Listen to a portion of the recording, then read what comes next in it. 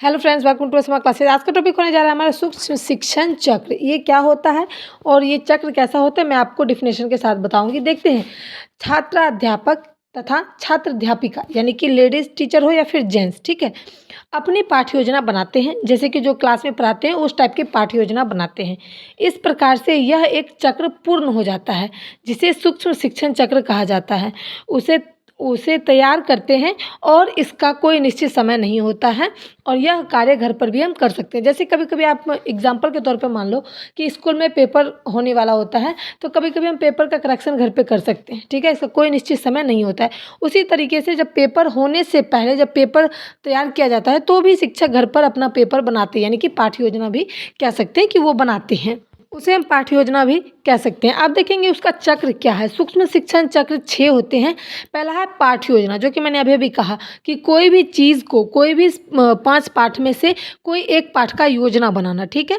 उसके बाद आता है शिक्षण। उसमें क्या होता है कि उसमें ये होता है कि अगर कोई भी पाठ, 5 पाठ अगर हम विद्यार्थी को पढ़ा रहे हैं, जिसमें से एक पाठ ज़्यादा टफ है और उसमें कुछ ही बच्चे आए थे उस दिन, जिस दिन हमने वो टॉपिक पढ़ाया, लेकिन उसको अगर 10 विद्यार्थी बच गए हैं तो उसको हमें कैसे समझाना पड़ेगा। तो उसको इसलिए कि एक छोटा सा समूह जिसमें 6 से 10 विद्यार्थी हो और लगभग 6 मिनट का समय हो, उसे हम क्या कहेंगे, शिक्षण।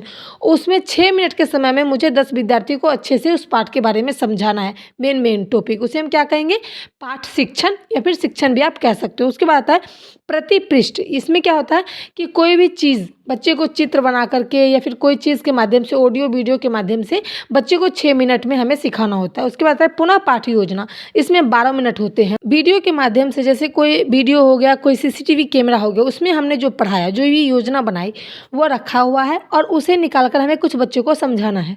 तो उसमें हम क्या करेंगे, पुनः योजना, यानी कि उसे 6 मिनट में निकालना है, देखना है, उसको खोजना है और 6 मिनट में विद्यार्थी को समझाकर पूरा 12 मिनट में इस चीज़ को फिनिश करना है। उसके बाद देखते हैं कि पुनः शिक्षण। इसमें क्या होता है कि दोबारा से शिक्षण करने की प्रक्रिया, यानी कि जो सिलेबस आपने पढ़ा चुका है उसको दोबारा से विद्यार्थी को अभ्यास कराएंगे 5 से 6 मिनट में, उसे हम क्या कहेंगे, पुनः शिक्षण।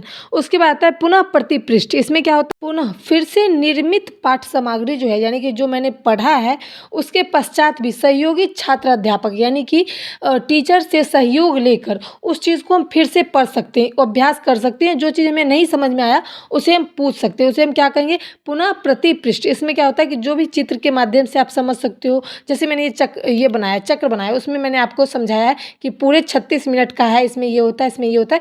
उसी तरीके से पाठ को समझने अध्यापक एक उदाहरण, एक चित्र को लेकर पूरे पाठ को समझा देते हैं। उसी तरीके से सूक्ष्म शिक्षण चक्र भी होता है। अगर वीडियो पसंद आए तो लाइक करें, शेयर करें, सपोर्ट करें। Thanks for watching my video.